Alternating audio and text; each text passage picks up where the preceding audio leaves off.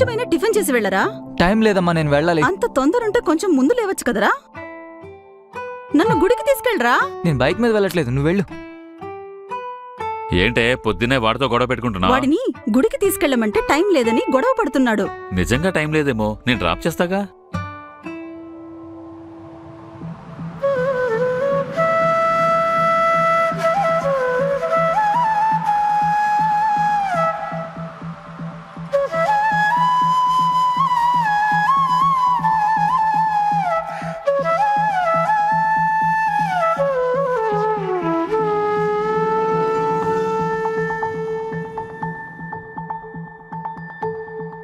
ఎన్నిసార్లు ఫోన్ చేసినా ఫోన్ లేపట్లేదు.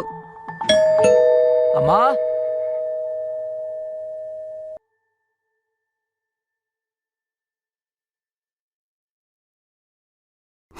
అర్ధరాత్రి దాకా ఎక్కడ తిరుగుతున్నావు? ఫోన్ కూడా ఇంట్లో మర్చిపోయావు. నా ఇష్టం, నా ఫ్రెండ్స్ తో ఉన్నాను. ఏంటి ఫ్రెండ్స్? వాళ్లతో తిరిగి చెడిపోతున్నావు. వాళ్ళెందుకంటావు? వాళ్ళని కాకపోతే ఎవరిననాలే? బా పోమ్మా. వాడిని ఏమనవా? వాడు సినిమాకో ఏ ఫ్రెండ్ ఇంటికో వెళ్ళుంటారులేవే. నువ్వు లోపలికెళ్ళు.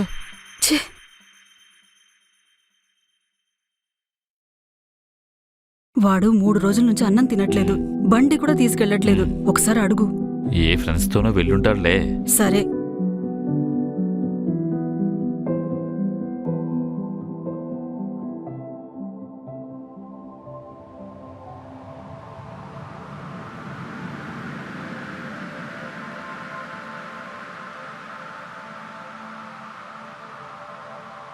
అమ్మా,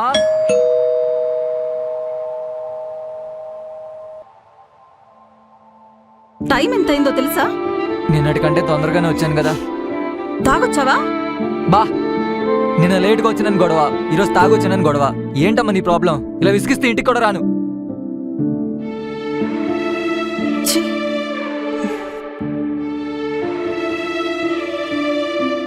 మీరేంటి, వాడు రోజు ఇలా తయారవుతుంటే ఏం అడగరా?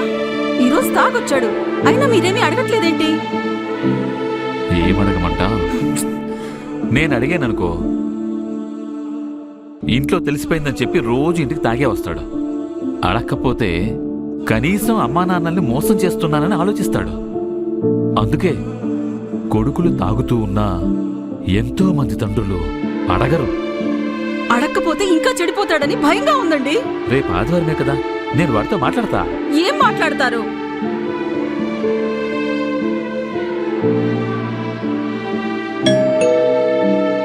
ఇదిగోండి.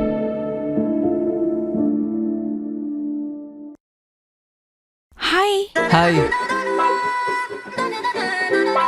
నా ఫ్రెండ్.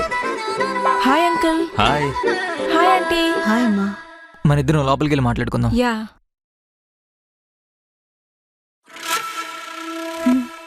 ఫ్రెండ్ అయి ఉంటుందిలే. ఏమీ పట్టించుకోరు. ఏంటో.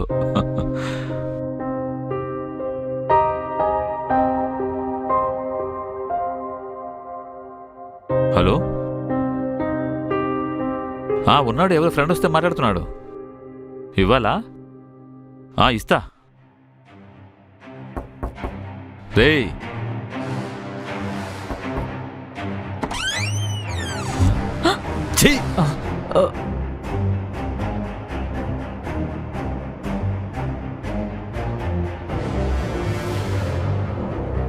Bye uncle.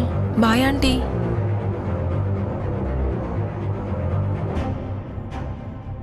Bye. Okay bye.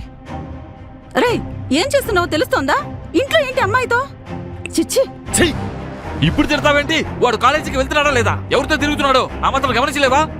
నన్ను తిడతారేంటి? నిన్ను తిట్టగా అసలు నేను హాస్పిటల్కి వెళ్ళాలా లేక వాడిని చూసుకుంటూ కూర్చోవాలా? ఇంట్లో ఖాళీగా ఉంటావు, ఆ మాత్రం గమనించలేవా?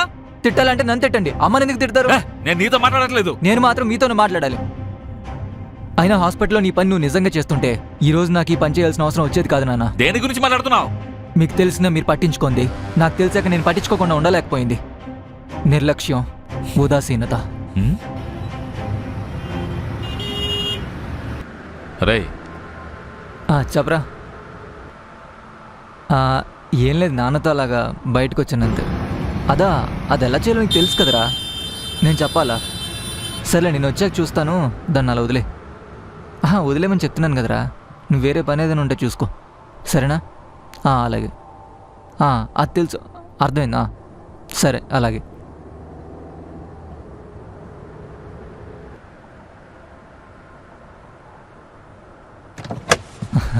నాన్న సరేరా, నేను వెళ్తానులే. జాగ్రత్త. ఉమ్.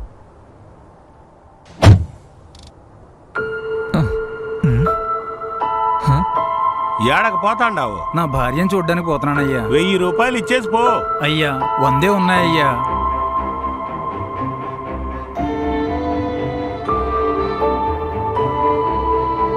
నీకు కొడుకు పుట్టాడు, వెళ్ళి చూడు. చాలా సంతోషం అయ్యా. ఏడకు పోతున్నావు? 1000 రూపాయలు ఇచ్చి తర్వాత పో. 100 రూపాయలే ఉన్నాయ్యా. 100 రూపాయలేనా? చీచి, ఆగు. ఎక్కడికి పోతున్నావు? గంట తర్వాత జనరల్ వాటికి తీసుకొస్తారు, అప్పుడు చూడు. 100 ఇచ్చాను కదయ్యా. ఏమిచ్చావు? 100 రూపాయలకి ఏమొస్తుంది? ఏమి రాదు. సరే అయ్యా. 100 రూపాయలంట, 100 రూపాయలు.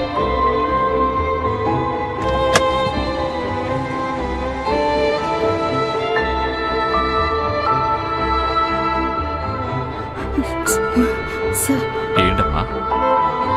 3 రోజుల నుండి ఒక్క బెడ్ కూడా ఇవ్వలేదు సార్.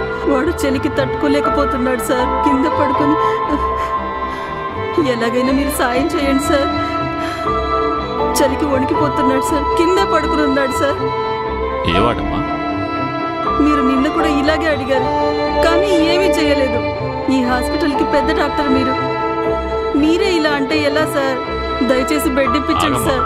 హలో, 2 మినిట్స్లో వస్తున్నాను రా, హాస్పిటల్లో ఉన్నాను.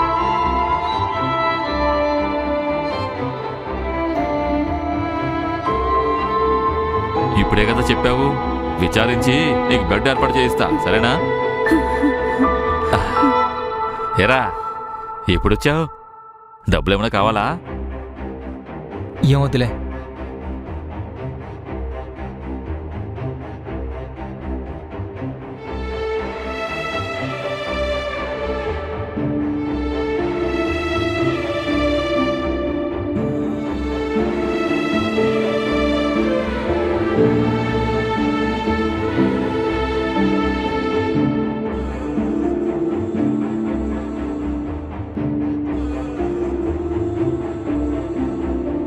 అక్కడ నువ్వు పట్టించుకుంటే అన్నీ బాగుంటాయి.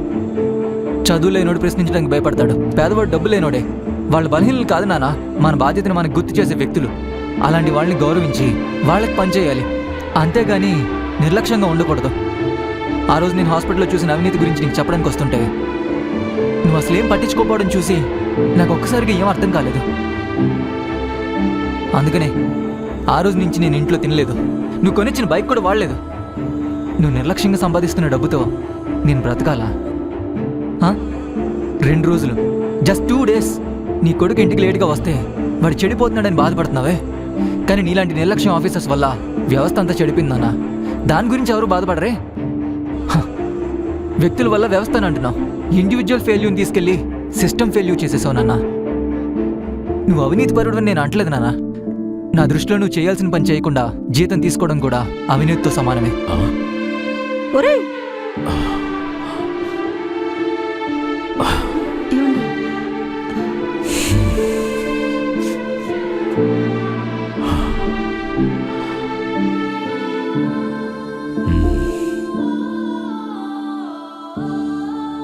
ఈ జనరేషన్లో తల్లిదండ్రులు సంపాదిస్తే ఎంజాయ్ చేయడం మాత్రమే కాదు, వాళ్ళు ఎలా సంపాదిస్తున్నారో కూడా తెలుసుకుంటున్నారు.